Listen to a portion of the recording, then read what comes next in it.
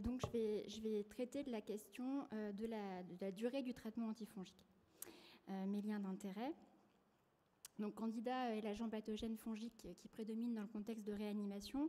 Et donc mon propos va être centré sur les traitements de candidose invasive suspectée chez le patient de réanimation immunocompétent au sens large, en tout cas non neutropénique. Donc, quand on parle de traitement empirique, on parle d'un traitement qui est mis en place chez un patient qui a des facteurs de risque de candidose invasive lorsqu'il présente des signes cliniques d'infection, de choc septique avec des défaillances d'organes. On peut parler de traitement empirique ciblé quand à ces critères s'ajoute une colonisation multisite à Candida ou des biomarqueurs positifs. Encore faut-il que ces éléments soient disponibles au moment opportun rapidement, ce qui n'est pas évident dans tous les services de réanimation. L'objectif du traitement empirique, c'est d'initier précocement le traitement avant qu'on en établisse la certitude diagnostique, parce qu'on sait que le retard à l'initiation du traitement est un facteur de risque indépendant de mortalité au cours des candidémies. Malheureusement, différencier efficacement un patient qui est infecté, un candidat d'un patient qui n'est pas infecté avant une hémoculture positive est difficile et on échoue dans la démonstration du bénéfice du traitement antifongique empirique sur le pronostic des patients de réanimation non neutropéniques, même quand ils sont très défaillants et à haut risque de candidose invasive. Donc ma présentation pourra s'arrêter là, pas besoin d'arrêter un traitement qui n'a pas lieu d'être. Et donc, quand arrêter le traitement antifongique, immédiatement, on n'aurait pas dû le mettre en place. Effectivement, c'est la question qu'on peut se poser sur des prescriptions qui sont un peu anxiolytiques, les approches qui sont guidées par la fièvre, où la probabilité que le patient soit mis sous traitement antifongique est proportionnelle à l'absence de diagnostic différentiel, à la vitesse d'amine, à l'heure tardive, et donc tous les chemins mènent au traitement empirique, et la plupart du temps sans avoir réalisé les hémocultures nécessaires au diagnostic, puisque l'objectif, c'est pas de faire un diagnostic, c'est juste de traiter la fièvre. Donc en dehors de ces situations un petit peu caricaturales, les recommandations qui sous-tendent l'utilisation du traitement empirique sont complètement contradictoires, d'un côté non recommandé, d'un autre côté fortement recommandé. Donc c'est difficile de s'y retrouver, mais la réalité en réanimation, c'est que ces traitements empiriques sont largement prescrits. Dans cette étude de prévalence, 2/3 des patients qui étaient sous antifongiques systémiques l'étaient sans infection fongique invasive documentée. Dans la cohorte Amarcand 2, 80% des prescriptions empiriques n'étaient pas documentées au final, ça correspondait à la moitié des prescriptions dans cette cohorte. Et effectivement, dans ce sous-groupe, la durée moyenne de traitement a été de 10 jours, alors qu'il n'y avait aucune documentation à l'infection, ce qui est effectivement invraisemblable. L'analyse post-hoc de la cohorte Amarcand a effectivement montré que on arrêtait précocement le traitement antifongique. Ici, c'était défini avant J5 chez les patients qui n'avaient pas de candidose prouvée secondairement, uniquement dans 7% des cas. C'est un chiffre très faible. Alors, d'autant que dans cette étude, l'arrêt précoce n'était pas associé à un impact négatif sur la mortalité.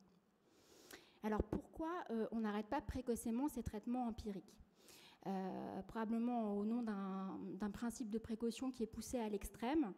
On ne prend pas de risque pour arrêter un traitement qui a été mis en place par peut-être quelqu'un d'autre que nous, alors que on peut sécuriser le patient en poursuivant le traitement pendant 2 semaines. C'est d'ailleurs ce qui est, on va dire, proposé par les recommandations américaines. Si le patient s'améliore, autant laisser le traitement pendant 2 semaines. Malheureusement, on sait que le traitement antifongique impacte l'écologie locale.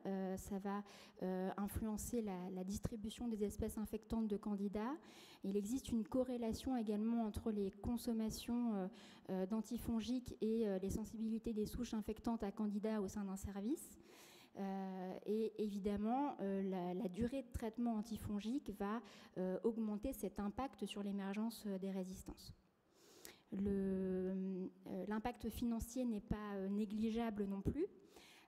Ici, des données locales de notre service. Les antifongiques systémiques en 2017 dans notre service représentaient le deuxième poste le plus coûteux dans le budget médicaments, avec près d'1 million d'euros, et bien avant les antibiotiques.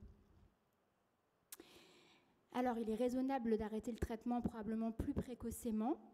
Alors, l'une des propositions logiques, ce serait à réception des résultats mycologiques classiques.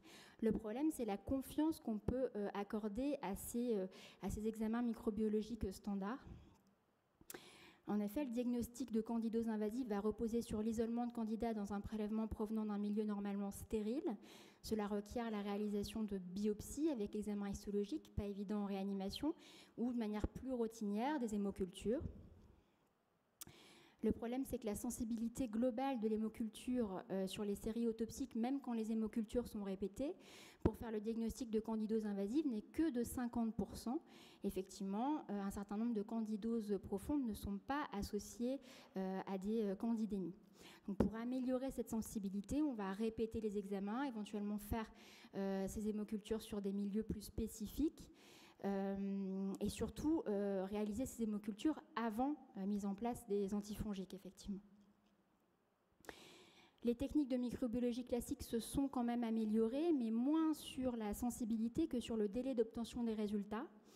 Le délai de positivité d'une hémoculture dans le contexte de fongémie est globalement plus long que dans le contexte de bactériémie, globalement 5-6 jours.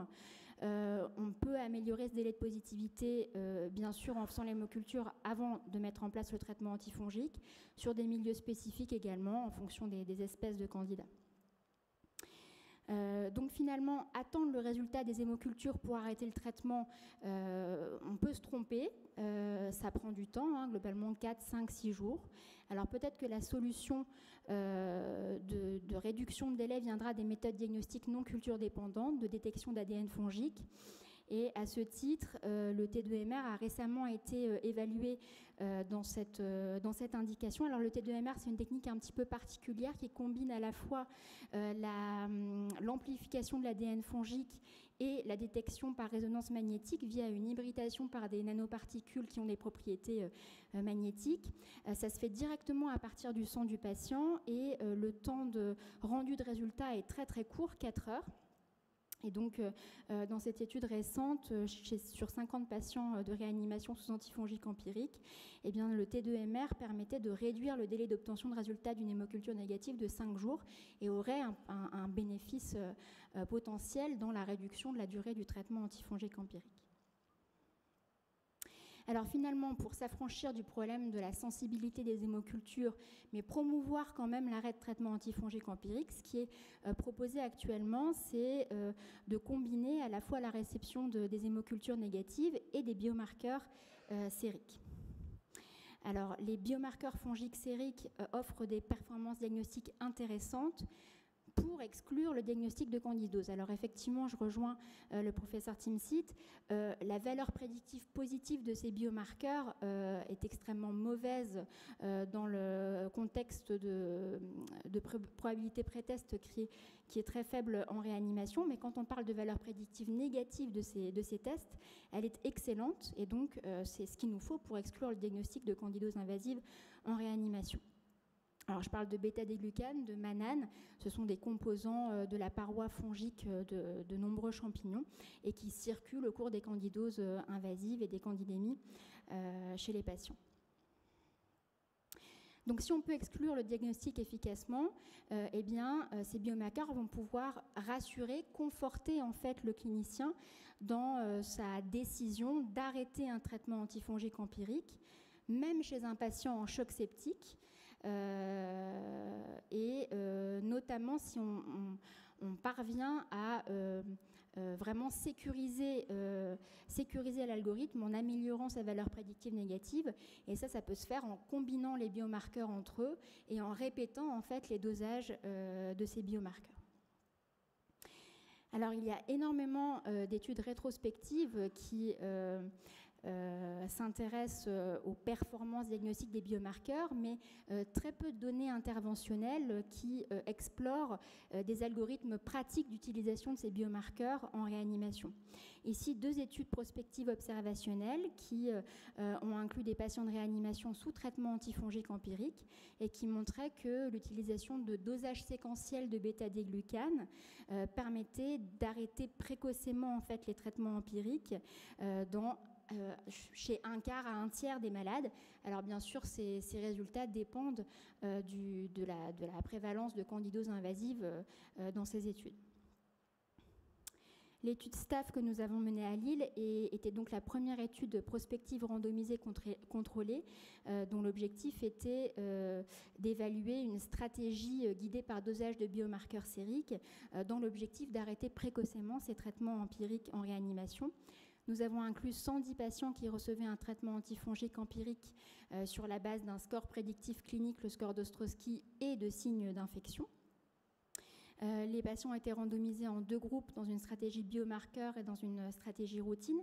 Alors, pour ce qui est de la stratégie biomarqueur, l'algorithme utilisé est celui-là. Il est effectivement quelque peu complexe parce qu'il associait des résultats, les données des dosages de bêta-déglucane, de manane et d'antimanane qui étaient réalisés à la fois à J0 et à J4. L'objectif, c'était vraiment de sécuriser un maximum cet algorithme et d'avoir une recommandation du laboratoire entre J4 et J7 de poursuite ou d'arrêt de traitement antifongique empirique qui était la plus sécurisée possible quand il s'agissait d'arrêter le traitement précocement.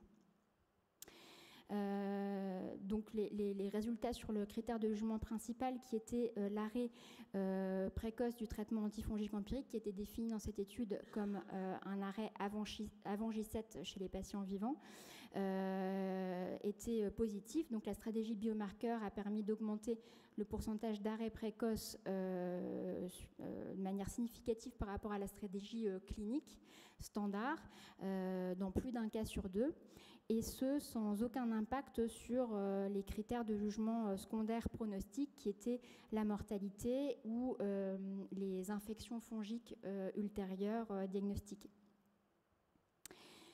Plusieurs études multicentriques randomisées sont actuellement en cours pour évaluer des stratégies de biomarqueurs, à la fois chez des patients de réanimation tout venant, mais également chez des patients de réanimation suspects de candidose abdominale. Et pour ce qui nous concerne, nous avons commencé il y a quelques semaines l'étude SEAT à Lille et dans le nord de la France. Donc, quand arrêter un traitement antifongique empirique, je pense qu'il est raisonnable, sécuritaire, faisable de l'arrêter le plus rapidement possible. Je le définirais ce plus rapidement possible aux alentours de J5, dans une réflexion qui combine la négativité des hémocultures et la négativité des biomarqueurs fongiques sériques. Je pense à doser de manière séquentielle, c'est-à-dire qu'il faut au moins 2 time points espacés de quelques jours pour sécuriser notre recommandation, et le développement de programmes d'antifungal stewardship locaux au sein des services est un bon moyen de standardiser les prises en charge et de créer une multidisciplinarité autour de cette question. Je vous remercie.